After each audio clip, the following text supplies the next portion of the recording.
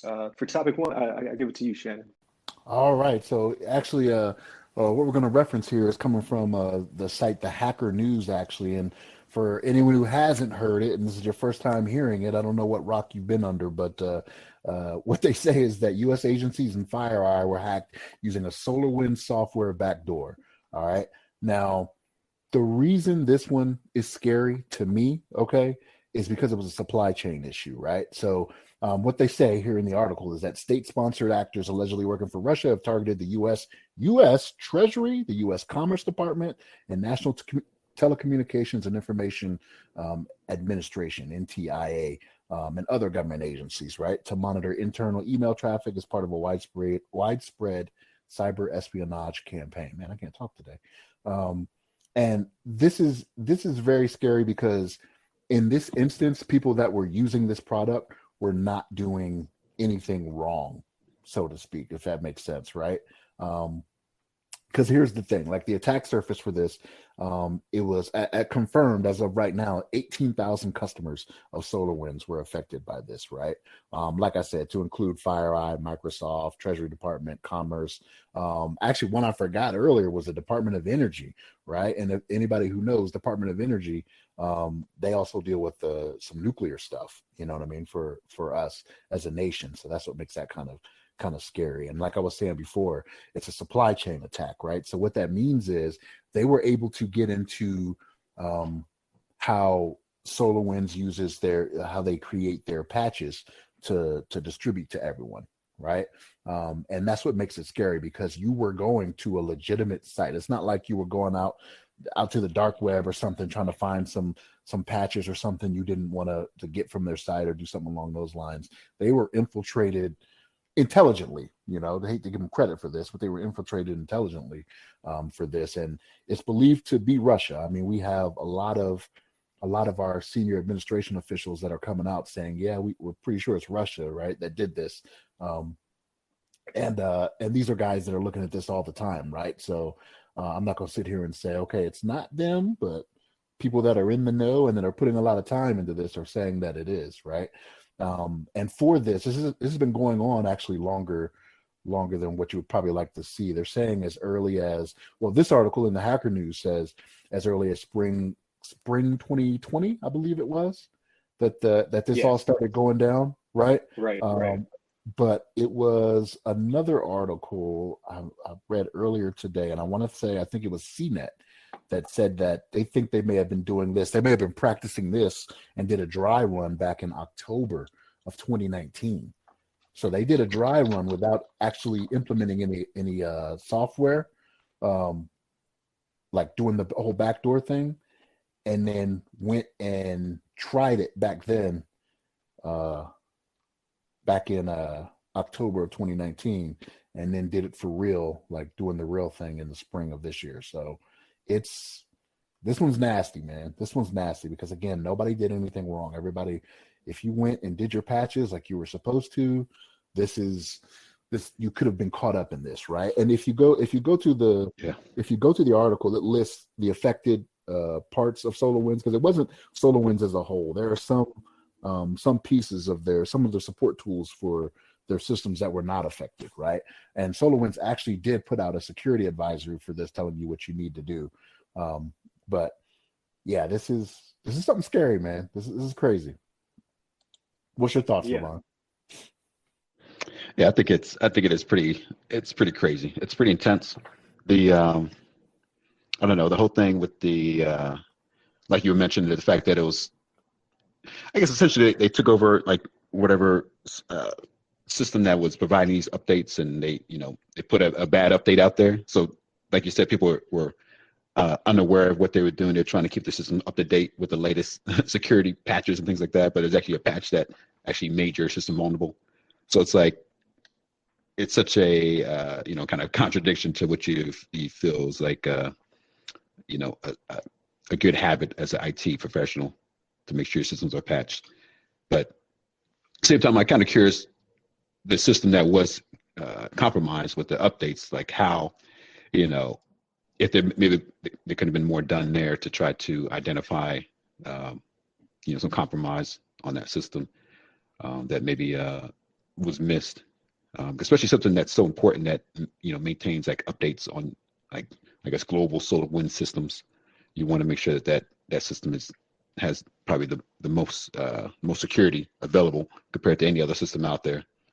But I think it's a very interesting story, and I think it's one of those things that I think has been going for a long time as far as the kind of the fallout from it.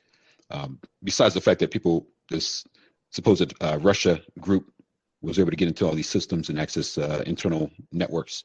You got to imagine all the things that they may have left behind, all the modifications they made to these networks. It's going to have to be so much forensic investigation on all these systems that have been touched, all these companies. They have to look at everything to see, oh, this looks different from what it used to be. Like maybe they changed some data around, they retrieved some data, they implanted some backdoors and some other systems that they don't, they have to pretty much scrub the whole environment, all the clients, all the servers. They're gonna have to make sure there's no residue, no potential, like, I don't know, follow up from this group to be able to access their internal network again. And I think that's I don't know. I think I heard some security experts say that could take years for them to actually, many companies to actually kind of go through the that extent process. of what it was, like how far in it. Yeah. Sorry to interrupt you real quick, man. Just to throw a correction out there, I said CNET. It was actually Kim Zetter from Yahoo News that reported the dry run back in October 2019. Right. So my mistake on that. Oh no, it's all good. Yeah, no, it's just such a big thing. You can really like talk about this like all day because it's like there's so many elements to it, and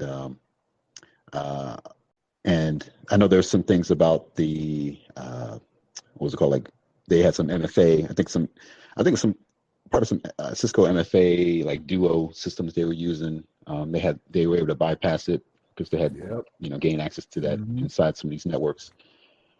And it's just amazing because once somebody gets that far inside the network and they have whatever, if they're able to elevate their permissions inside the network, then they pretty much have like full reign and they can just do what they want, no matter what the system is, even if it's MFA server. They had full access to this MFA server, and they were able to like compromise credentials because they can do whatever they want. They can retrieve the MFA tokens or whatever and modify them so that they can access these accounts and log in as whoever they want to. And it took a fair amount of investigation for them to figure that out, actually, because it looked legitimate. When they first went in there and looked at it, it looked like legitimate, like a legitimate action that was accomplished, right? And they were like, well, wait a minute, this doesn't make sense. It didn't prompt for this, that, and the third, as multi-factor authentication does. And they had to dig a little bit deeper to see, oh man, well, this was corrupted here, you know what I mean? With the Duo SID is what they called it.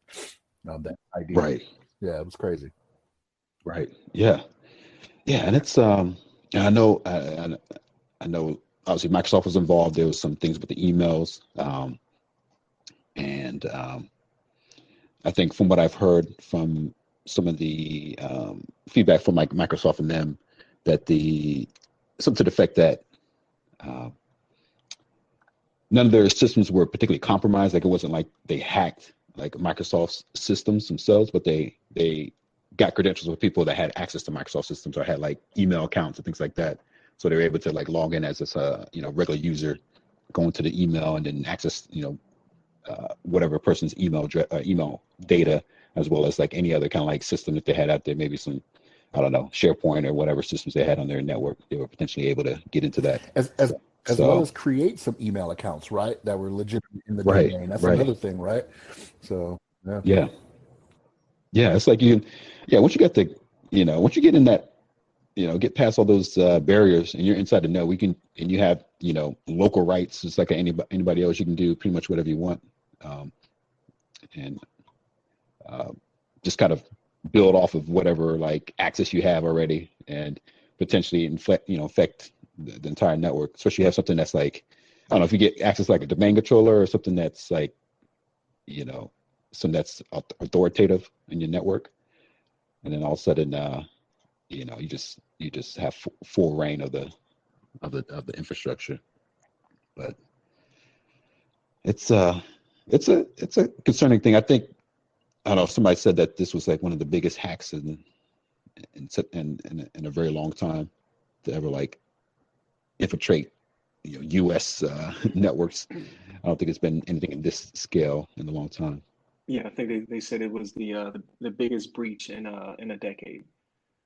Just because Yeah. how many Wow. different vectors they were able to use to infiltrate these systems. So SolarWinds is the biggest piece of this, right? With the 300,000 customers being vulnerable, they found out that, like you said, 18,000 did have this sunburst backdoor that allowed them to basically uh, collect information on anything that the SolarWinds system touched.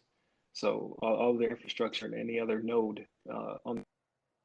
But also, what's coming out is some more of the FireEye tools that were out there have been leveraged to, like you said, disrupt multi-factor authentication. So, like, that's basically they have the keys to the kingdom right there. Uh, as well as Hmm. now they're seeing that VM also has some vulnerabilities that they were using um, to basically get into these systems and collect whatever information they wanted. So, uh, full scale invasion, and we won't know, like you said, Yeah. for years. Collected right now.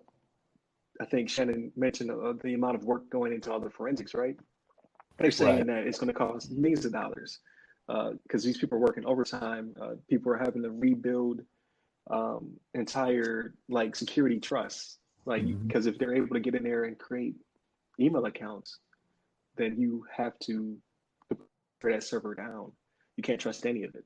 Hmm. It's pretty ridiculous. Yeah. Like how much they Yeah. information they could potentially have gotten. Um, so you have, like you said, the Department of Energy that controls the nukes and what have you. They said that it was only the administrative side that was Right. hacked. Yeah. They So didn't get the that's launch good. codes. That's a good thing, right? They didn't get the launch codes. That's right. But had they been in the Yeah. system long enough, who God knows what they would have gotten or exfiltrated data wise. So they pretty much touched every single important um, government agency, and then all the big companies. So it's huge. Hey, listeners. Please remember that you can support this podcast directly by becoming members of the show's Patreon. Here, you will be able to listen to the podcast 7 days early, completely ad-free. However, in these trying times, we understand that you may not be able to become a Patreon just yet. In that case, please listen to the show once it's available on free feeds, leave us constructive feedback, and share with your blurred friends and family. Thank you.